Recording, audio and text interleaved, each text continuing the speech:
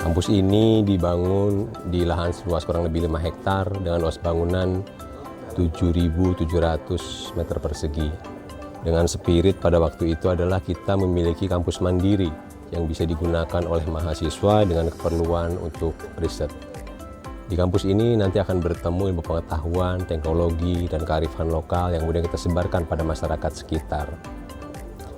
Di kampus ini juga adalah wajah kita, wajah dari laboratorium, wajah dari kampus lapangan yang akan menjadi perwakilan Indonesia bahwa kita memiliki kampus berstandar internasional.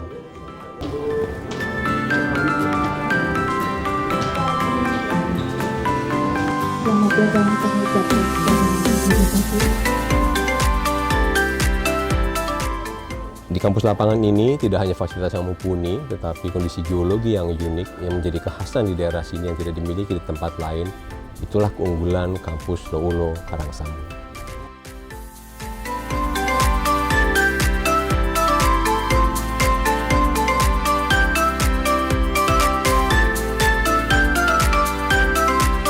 Bu, ini ada kampus baru, kampus geologi yang keren banget, sudah sekelas kampus luar negeri Bu, bangunannya yang keren, dan ini di Kebumen.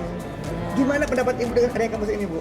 Ya, alhamdulillah saya sangat senang sekali karena di sini juga banyak mahasiswa banyak dari seluruh Indonesia datang ke sini. Iya, karena untuk di sini kan bebatuannya lebih komplit, daerah-daerah yang lain. Komplit banget bebatuannya. Iya.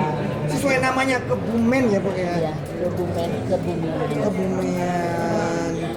Tadi kan sudah diterangkan banyak batu-batu yang saya juga mulai baru tahu ternyata di Kebumen itu bermacam-macam batuan. Batu purba dari dasar laut yang terangkat, dan itu harus kita jaga bersama laboratorium ini ya Bu ya. Betul, jadi makanya banyak mahasiswa yang mencari ilmu bebatuan di Kebumen.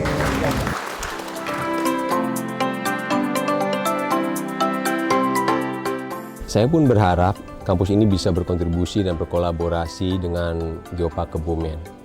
Karena di lokasi ini kita menjumpai batuan tertua yang ada di Pulau Jawa.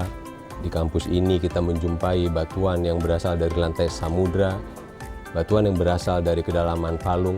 Maka kita bisa belajar semua dalam satu tempat tanpa harus menyelam, tanpa harus kembali ke masa lalu, tapi kita bisa melihat, merekonstruksi. Itulah yang menjadi keunikan Geopark Kebumen dibandingkan dengan Geopark Indonesia yang ada lainnya.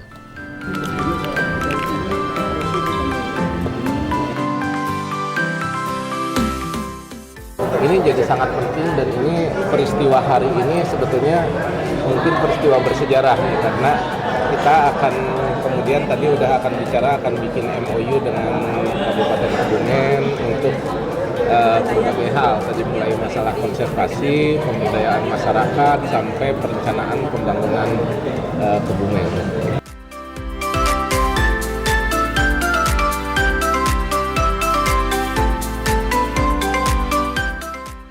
ITB itu harus menjadi universitas yang bereputasi dunia, tapi relevan untuk kemajuan bangsa.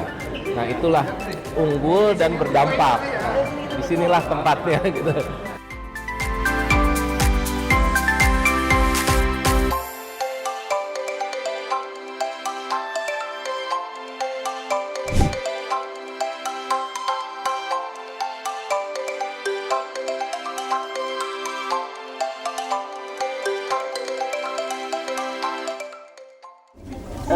Harus laut dalam. Kenapa?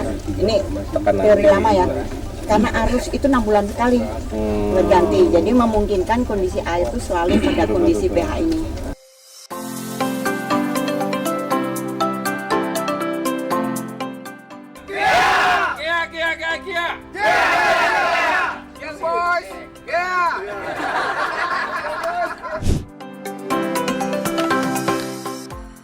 Kita memandang morfologi, bentuk morfologi. Jadi di depan kita ini lembah kan, tapi kalau kita lihat sebelah kanan, bentuk morfologi sebelah kanan dengan morfologi sebelah kiri ini ada perbedaan dalam bentuk. Kalau sebelah kiri ini terlihat bergerigi puncaknya kan, itu kalau sebelah kanan cuma satu puncak, kemudian datar, puncak datar. Nah ini memisahkan dua kompleks geologi yang berbeda. Tadi disebut disebutkan oleh Pak Minot bahwa ke arah selatan itu adalah dia lebih banyak sedimen, dan juga kalau dari jenis geologi kan ini yang olistostrof. Jadi sedimentary sudah lebih ke proses sedimen yang lebih dominan dibandingkan dengan yang sebelah utara. Kalau kita lihat ini, kita berada di namanya Watu Kelir. Jadi kalau kita tiba-tiba mau terjemahin batu berwarna, bukan katanya. Watu Kelir itu barusan kata Probo, kelir itu apa, screen ya, layar yang buat wayang itu. Ya, jadi ininya nih, ini yang kayak layar nih jadinya. Jadi lava bantal dan watu kelir gitu. Jadi nah kalau dari sini bisa dilihat itu bentuk bantal itu. Nah, bentuk bantal itu adalah representatif lantai samudra sedalam 5.000 meter kira-kira.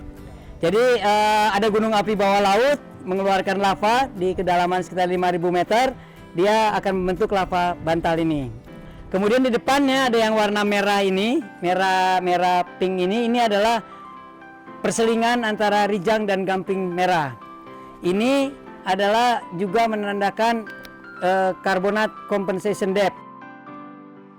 Jadi eglopit itu hanya ada di zona subduksi, dan salah satunya yang di Jawa Tengah adalah di Karangsamung. Dan di sini ya ada ditemukan di daerah.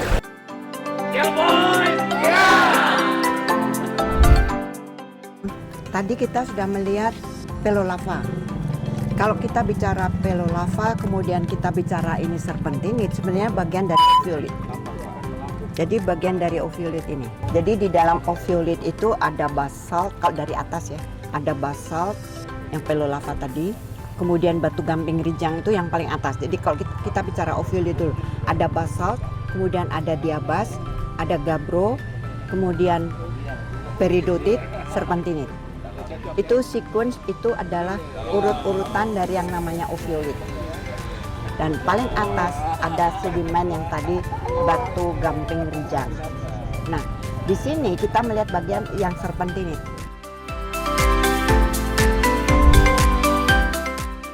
Oke, jadi kami sekarang ada di Bukit apa, Mas? Bendul Indah. Oke, Bukit Bendul Indah. Di sini banyak pemandangan yang sangat bagus, banyak yang bisa diamati.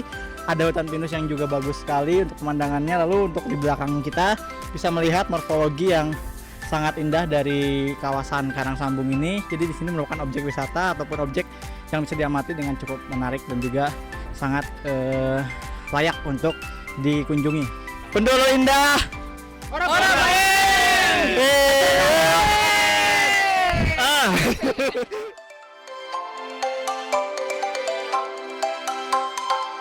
Bukit Bendul Indah Karangsamung.